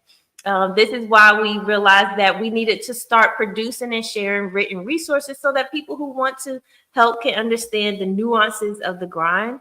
So like grinded circles is a major hack in doing the most, but so is the next one. What is that? The next one is mind growing mentorship, right?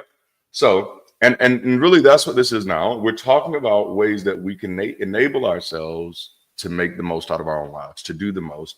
And so really valuing our circles properly, but then also having a mind-growing mentorship. As someone who is unapologetically focused on self-improvement, I've embraced the posture of having a growth mindset. So I crave having people in my life who expose me to new ideas, possibilities, and practices that can push me forward. It's so serious for me that I have mentors who don't even know they're my mentors. You know what I'm saying? That's one thing I'm gonna do. I'm gonna find a mentor. I'm going to find something to help push my mind. It's become necessary for me. Yeah. Mentorship offers a range of benefits for both the mentee and the mentors, including increased knowledge and skill development, career guidance, improved confidence, better networking opportunities, access to valuable insights from experienced individuals, personal growth, and a sense of support and accountability in achieving goals. Essentially, it helps individuals navigate their path more effectively by learning from others' experiences and receiving personalized advice without the pressure of authority, which is why I like mentorship. Mentorship is all of the advice with none of the authority. That's nice. But also just to kind of give you a little insight into my approach with mentorship. I practice what I call totemic mentorship, which means there's not one person who reflects any of the things or all of the things that I'm interested in. Yeah. You know, we're just too diverse, you know. But there are different people who have a spark of things. And I'm like, oh, I can learn from that. Right. And oh, I can learn from that. And mainly for the totemic type of mentorship things, it's really looking for people who are modeling things that I'm going to want to model. You know what I'm saying? They're already modeling things that I'm going to want to accomplish in my life. You know, and this started when I was a pastor. I think this is one of the reasons I became, you know, somewhat successful, is because I started, you know, okay, I'm gonna pick this, and when I'm like for Dr. Vernon, when I was looking at his stuff, it was always about creativity. Like I'm checking out what he's doing on the stage and stuff like that. With Pastor Mike, it was about language.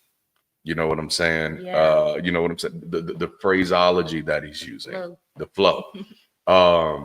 When it was Apostle Ron Carpenter, it was about the passion that he has with his people. In that organization. Oh, yeah, like that. Yeah. Oh my goodness, it was bananas. Yeah. But the big point is, I encourage people to move from that traditional view of mentorship where you kind of have like one ring to rule them all type thing, which I tend to push people away from hierarchical thinking, period. Is that there's not just one thing you're trying to do. So it'll likely not just be one mentor you'll be interested in. Right. You'll likely benefit from mentors in any areas of your life that are important to you. So you may want a mentor for your finances. You may want several mentors for your finances. You may just want to be a part of a mentor group for your finances, you know, because finances are finances. But you also may want a mentor for your gaming. You may want a mentor for your content creation. You may want a mentor for your creative development. So when we talk about mentorship, we're not talking about picking a new person to follow. You know what I'm saying? Mentorship is just finding something that can help keep your mind exposed and growing in the areas that are important to you. Yeah, and there's some key benefits of mentorship. And thank you so much, Easy to Say with Meg, aka Cherry. I appreciate you. Thank you for a shout out. So the key benefits of mentorship is gaining expertise. Obviously, that's a given, and insights from a mentor's experience in the field. Because if you see other experience, and that's the reason why comparison, you got to look at it in a balanced view. Because I hear so much recently when it comes to the self-care community, those who are focusing on self-care. Comparison is the thief of joy. Don't compare yourselves to others. And while yes, that aspect is true when you're comparing in a negative way or in a way that makes you feel down about yourself and things like that, you don't want to do it that way, but don't throw out comparison. You need comparison, especially when you're looking at mentors, where someone who is already where you want to be, or you want to go beyond where your mentor has done. You need to look at the information. You need to compare, where did they go right? Where did they go wrong? What can I do better? What can I add? How can I compliment with an E? Okay. Compliment with an E. So the goal isn't to, I'm looking to surpass somebody because I'm better in this sense. No, I need to add. That's why you have new generations. Your children should be complimenting what you're doing or what you have done. They're not in competition with you. They need to compare what you did, what you went wrong, what the world's doing, whatever, so forth and so forth, right? Absolutely. And so we got to understand that piece to mentorship and looking at others as well. All right. And another benefit, mentorship helps to identify aspirations, develop strategies to achieve them, and navigating transitions, receiving positive feedback, encouragement to overcome challenges. And that's what that word feedback is important, right? Because a lot of times I need us to get the word hater out of your vocabulary. Listen, everybody who's giving you information is not a hater. They don't even know you. Don't know you. If somebody says something about me, I'm gonna say, "Oh, thanks for your feedback, love. I appreciate it." Now, if I don't agree, I'm gonna say, "I don't agree because." Yes. But if multiple people said, "Okay, maybe I need to. Let me think on that. I appreciate you." So think of things in the way of feedback. And criticism doesn't necessarily have to be negative. You have movie critics. Every movie critic isn't saying something negative about a film. Sometimes they like a film. Sometimes they like a book, so we got to keep that aspect in mind, receiving that positive feedback and being open to it. Yes, right? Absolutely. Another benefit for mentorship is exposure to different viewpoints and perspectives, access to a community of network and connections, and support in addressing personal challenges that may impact performance. And I'll just add to that, if you listen through some of those benefits of mentorship, what you'll find is that there's a really easy way to hack that. You may say, like, I don't have access to mentors in all of the areas that I'm interested in. There's a way to hack that. You all ready for it? Build community. Because then community provides a lot of the same things that mentorship does. It provides access to a lot of those things. So as we're kind of closing up, we talked about like-minded circles. We've talked about mind-growing mentorship. Now we want to talk a little bit about self-development strategy. Because again, my premise is that people can only really do their best work when they feel like their best selves. And if we are living in a world where people have been inundated with superstitious language and imagery concerning their personal capacity, concerning their personal value, concerning their personal worth, then people are likely going to have a difficult time feeling like their best selves.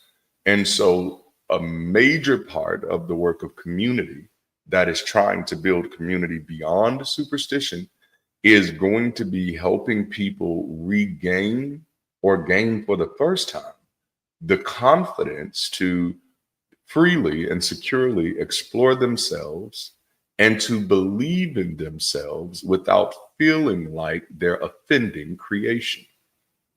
Because we do have to think through the long-term consequences of people being told that thinking for yourself is offending God, or people being told that you were born into sin, or people having a theology that God is smart and people are stupid. and that people are incapable. Like I even hear sometimes scientists saying stuff like that. I'm like, that's not something you can logically concede to. You can't logically concede to the fact that humans will never be able to understand the universe. That's not a logical concession. Just because we don't understand it now doesn't mean we will never understand it. It's possible that we'll never understand it, but it's not a logical concession. But we have to think about the long-term consequences of people feeling like that about themselves and thinking that is the appropriate way to feel about yourself. This becomes, and especially when it's generational, you know, I believe this, my parents believe this, my grandparents believe this, my great-grandparents believe this. This stretches back hundreds of years. This becomes a part of your genetic memory. It's a real battle at that moment. Yeah. It's a tangible part of your programming. And so we can't overlook the fact that people truly desperately need reminders that they are capable of much more than our ancestors could have even imagined for them, because most of their minds were trapped in this bullshit. And if we are going to break free, God damn it, we got to break all the way free. I don't want to just take my little tiptoe, my big toe out the water. I want to get all the way out of this motherfucker. Because I believe there's a fascinating world on the other side. You just went Samuel L. Jackson. I'm sorry.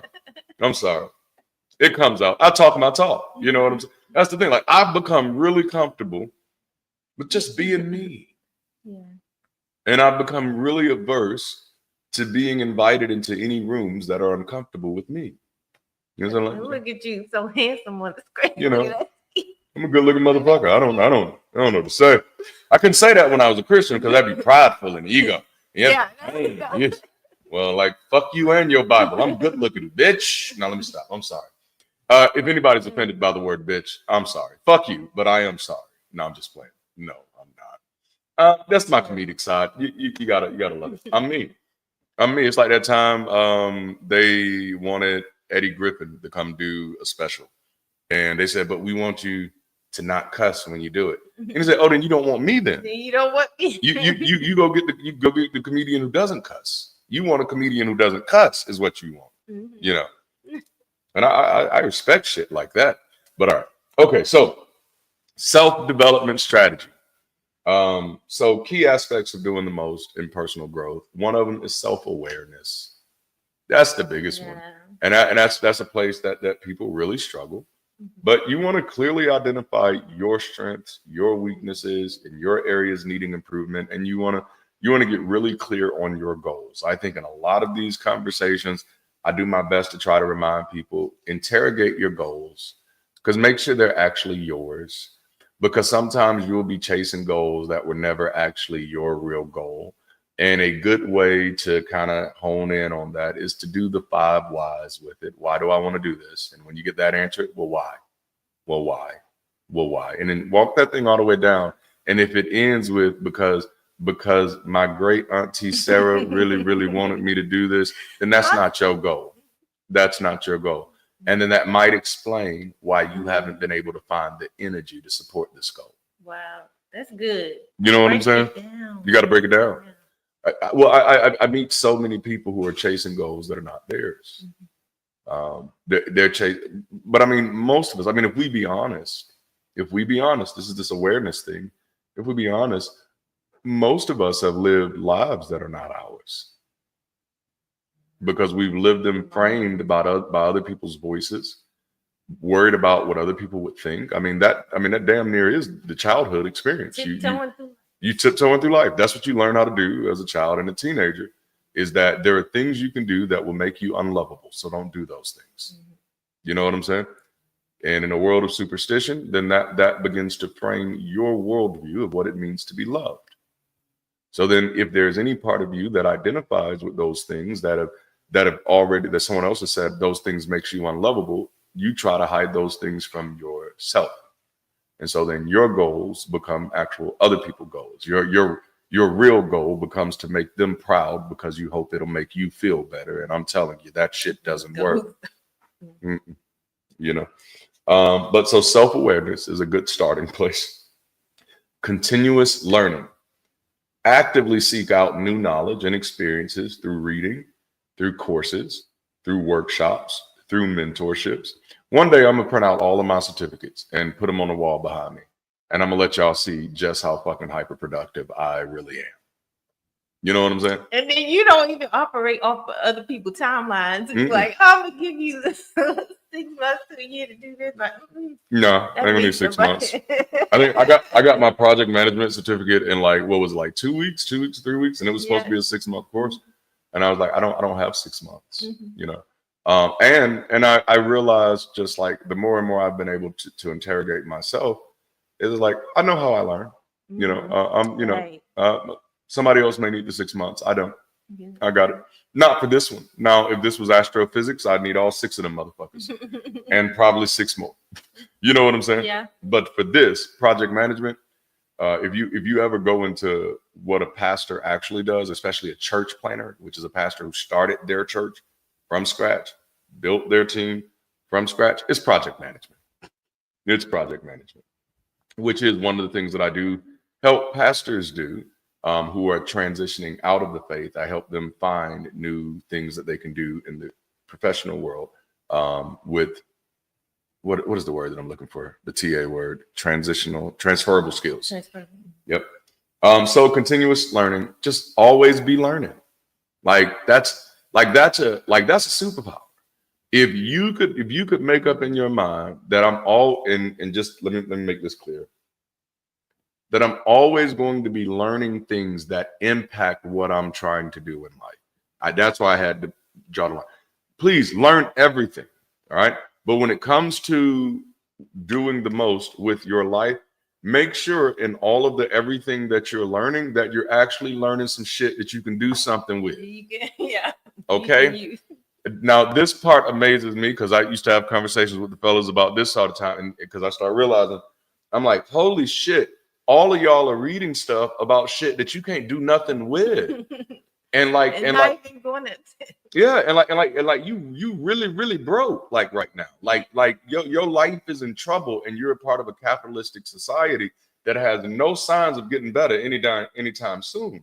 So you need to live like you know what the fuck is going on, and put this shit down and read something that's actually going to help you. You know what I'm saying? But that's something that scam artists are really good at, is fucking with your sense of urgency and pushing that FOMO shit, fear of missing out, and say, like, no, I got to do this now. And I'm like, no, do the things that you got to do now. That will be there, you know?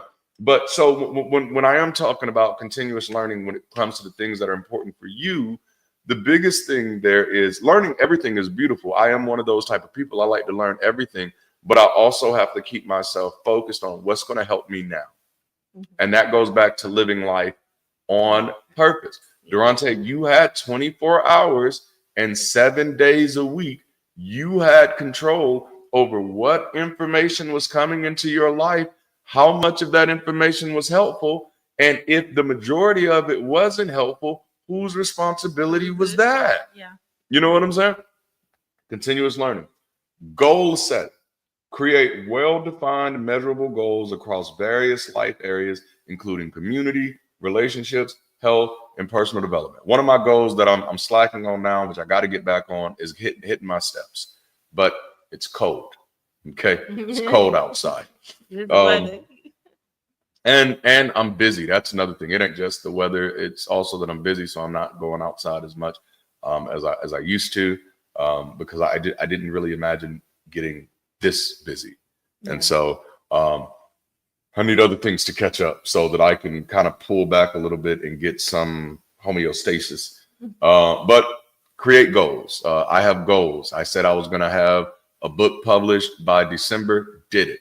I said I was going to have that other book published by November. Did it. You know, set goals, because, and we talked about this in Drive, every time you set a goal, even if it's a micro goal, every time you set a goal and you hit that goal, you are feeding yourself. Yes, it's so like you ever go, like, you play Super Mario Brothers. I love Mario Brothers. You know what I'm saying? I kind of suck at it too, but I love it. But you know, you hit the right box and a little green mushroom come out. And a little green mushroom come out and it hits you and it don't make you bigger. You know what I'm saying? It don't give you no powers, but it gives you a one-up. You know what I'm saying? And that's what hitting your goals is like. Every time you set a goal for yourself and you hit it, it gives you that one-up. You know what I'm saying? It gives you one up. So one up yourself some more, man. That almost sounds like a diss. One up yourself. You one up yourself. No, you one up yourself. Okay, I'm sorry. I took it too far. But goal setting, habit building, incorporate positive daily routines and habits that support your goals, like meditation, exercise, journaling, mindfulness practice.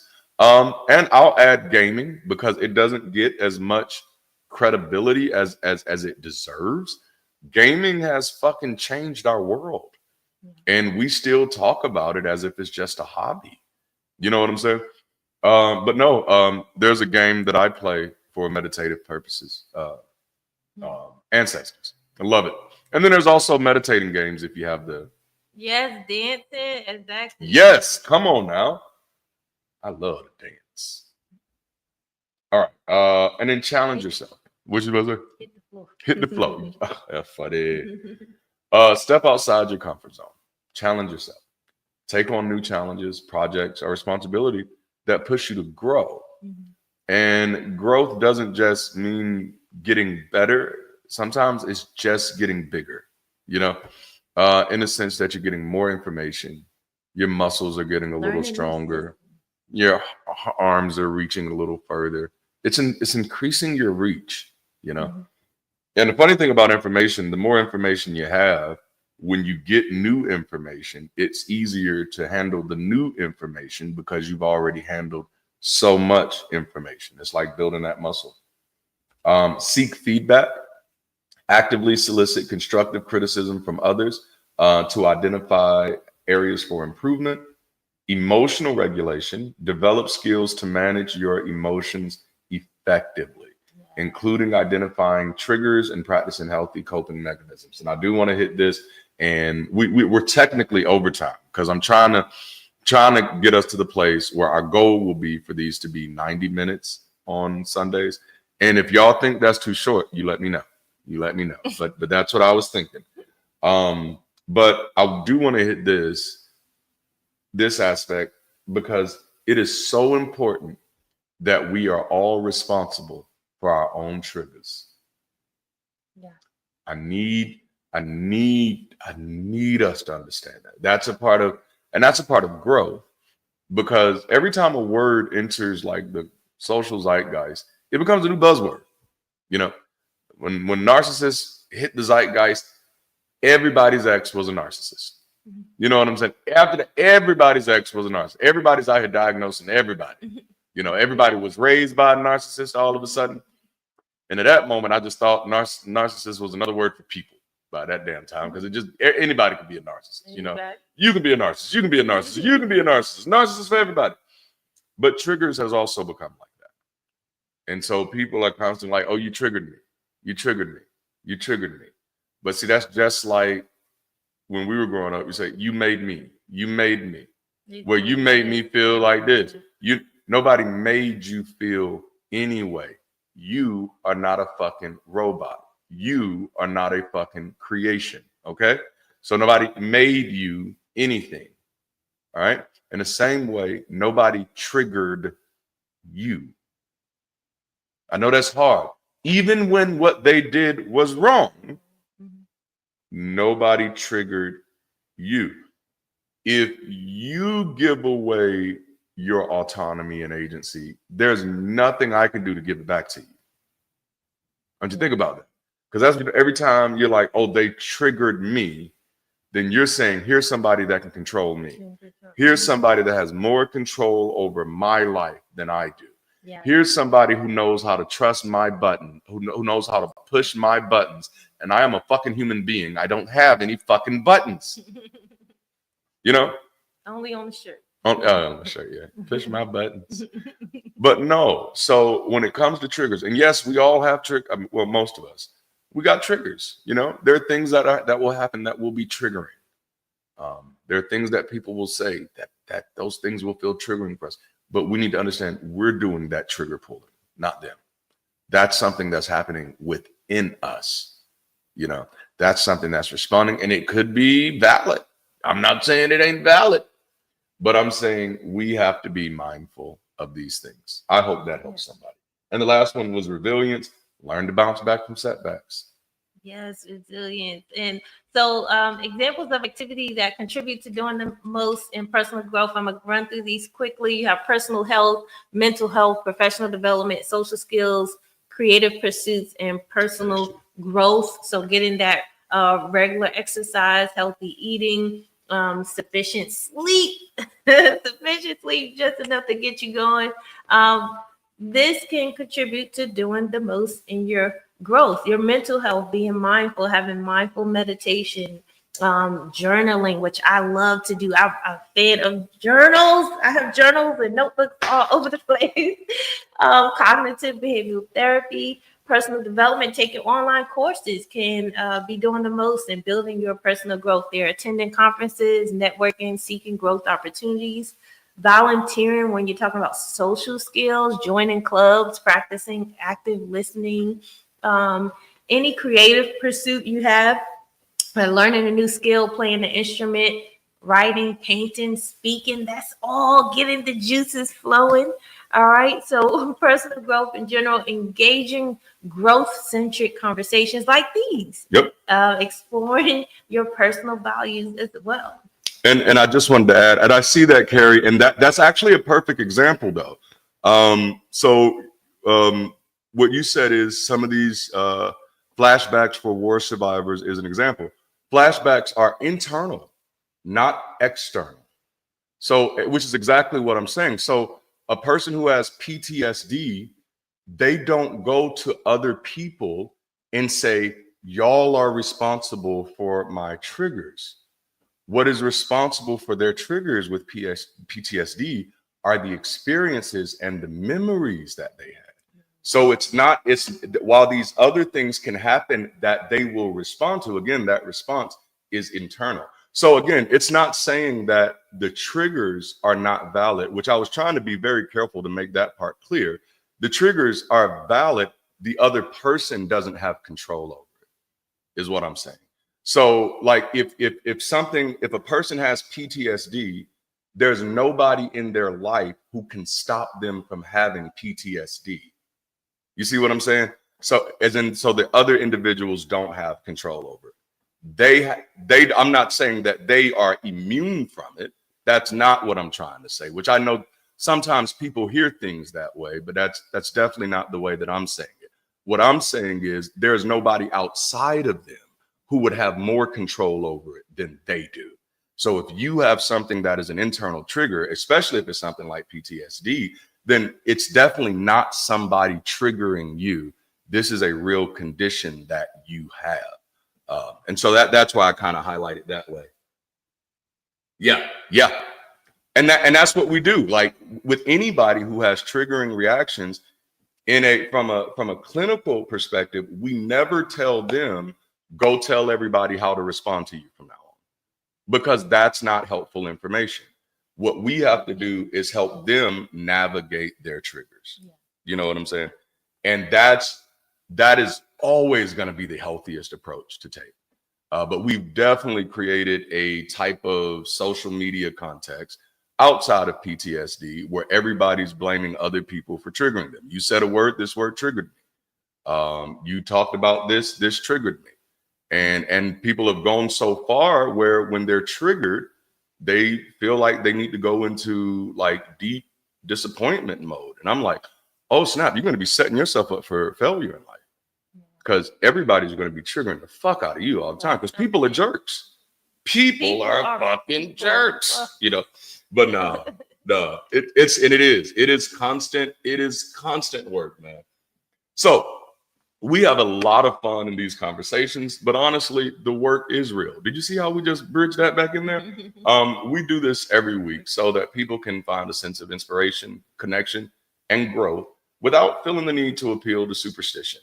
Our understanding is that people do their best work when they feel like their best selves. So we invest in Sundays on purpose into helping each other discover what's best in each of us. And we'd love to have you join us in the work.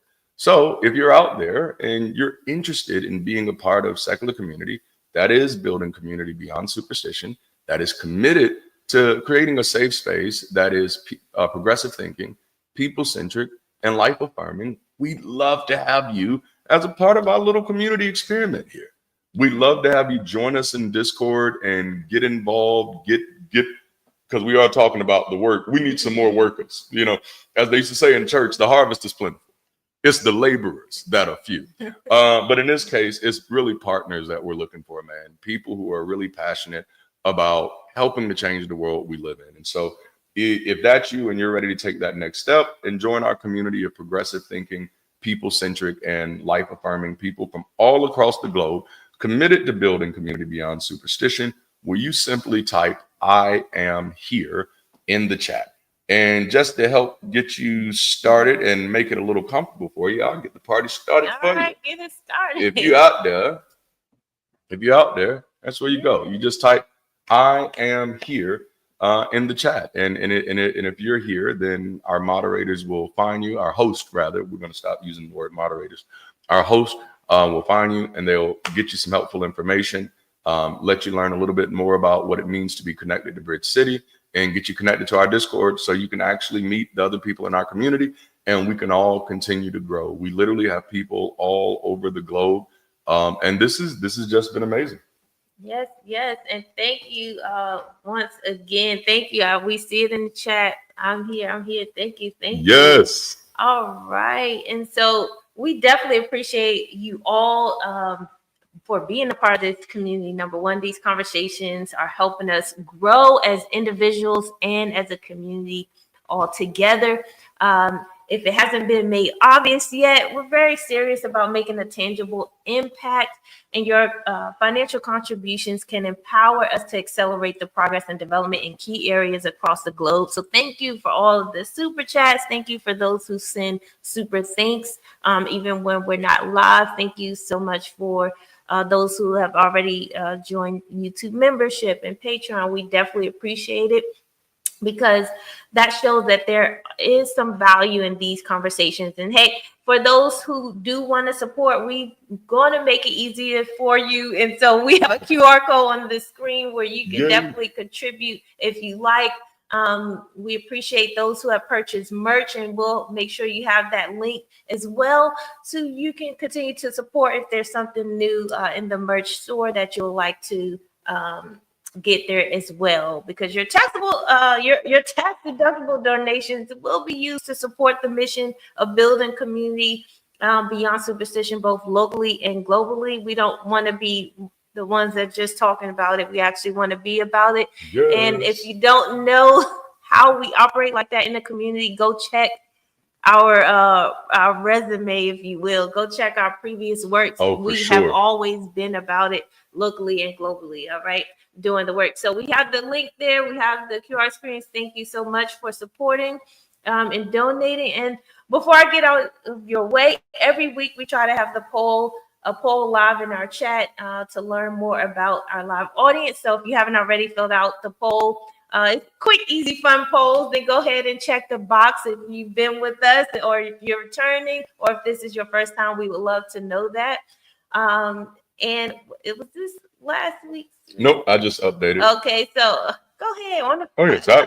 I'm hyper productive. I do the work. I do it right. I do my best, and I do the most. Yeah. So the poll results we have so far: 23% have been here are here for the first time. So we love the opportunity to celebrate you. If you're not too shy, go ahead and type in the chat, "I'm new here," if you're not shy. And if you are shy, no worries. Catch us in Discord. You'll find a link in the chat. You can jump in there.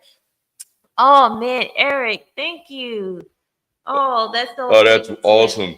Thank you for the $5. And that was just it was straight to the point. We appreciate it. I love it. Thank you. All right. Thank you, Eric, for letting us know you're new here. We're going to make sure if you'll have a link, there's a link in Discord. You can check the description box as well to join us there. That's where we converse and build community throughout the week. there. And the other 77% said, y'all been hanging with us. All right, you coming back for more and more. So we're growing strong. So thank you for that.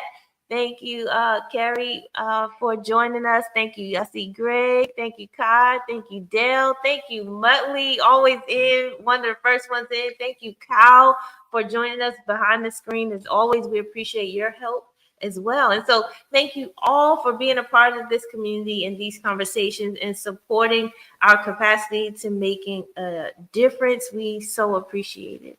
All right. And so thank you for joining us for this week of Sunday Sessions. And we sincerely hope that you've enjoyed this conversation. Consider joining us again next week and perhaps bringing a friend with you or hosting a watch party, and we're going to be starting a new series of conversations next week entitled, which I did not upload the slide. So I'm going to have to bring it next week. But our conversation starting next week. We're talking about money. I'm going to warn you. But no, it's called human economics. We're talking about ways that we can explore economic systems as a community, how we can grow together. And we're going to be using some principles that may sound familiar to some of you. Principles like self-determination, collective work, cooperative economics, it's purpose.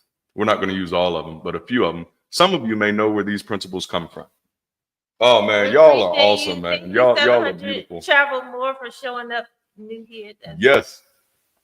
And remember to come back and add comments under today's videos so that others will be able to find these conversations easier. Right now, the content that is the most popular on my channel is primarily my Monday through Friday content because all of the chatting happens in the comments. Well, majority of our activity here happens in the chat. And by the time we're gone, right? Well, Facebook needs those comments to let other people know that we had one hell of a good time in this session. So if you're really about that life, why don't you be kind of one of those fire starters who goes on after Sunday and just types in a few comments under this Sunday session so that other people will know that it might be a good idea to check it out. Let's see here. Also, as a reminder, let us know where you're watching from. We love to bring the BridgeCity Global experience to wherever you are. We're doing our best to get this into more local communities, but we need to know where everybody is to get started. We need to know where our hubs are. Right now, I was looking at our map, and I realized we have a beautiful growing hub across the Carolinas, the Virginia area, and the Carolinas. It's a growing hub. We have more people in the Midwest than we had when we started. It's phenomenal. We even got we got people in Alaska now. I had totally forgot about Alaska. I'm not even gonna lie, forgot about it. But let us know where you're watching from, city and state. If you're outside of the states, whatever it is, and province, I don't know how it is, and I'm not gonna pretend to know because I'm gonna fuck it up. But whatever it is, so that we can actually pin it on a map. We don't need your address. Don't get that personal. But just wherever you are, so we'll know, so that as we're seeing those hubs, we'll know to start investing some serious intention towards organizing there. And that is the step. What we do here, this is mobilizing. Organizing is definitely that next step, and that's what's going to make us all more effective. Join us also on Discord, which has become the central campus of our growing online community. YouTube is a great stage for this community, but Discord is where we actually do the work of being a community. And then every Sunday after these sessions, we have a group of members who spend time hanging out and building on the conversation. We'd love to see you in the mix today. So to help you out, we're going to drop that link in the chat. All right, community, it has been a wonderful day, but that is all we have. We love you all so much. Thank you all for hanging out with us. Yeah. Until next time, keep rising and be the bridge. Be the bridge. We'll holler. Stay tuned for the credits.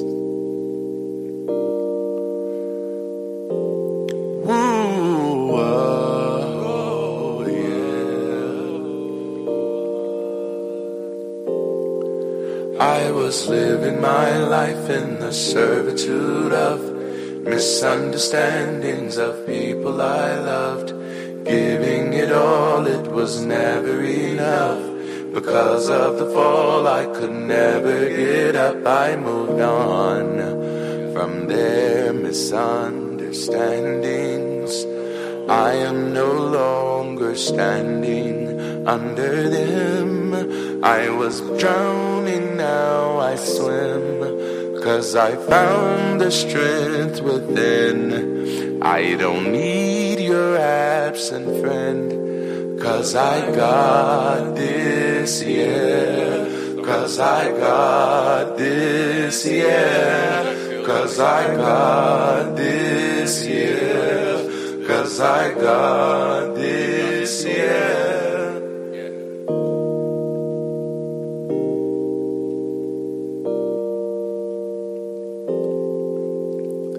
This is holy ground. Depraved and deprived, I was living your lies, lost in a moment with truth sacrificed. Voices aplenty that never seem right. Visions, distractions that altered my sight. I moved on.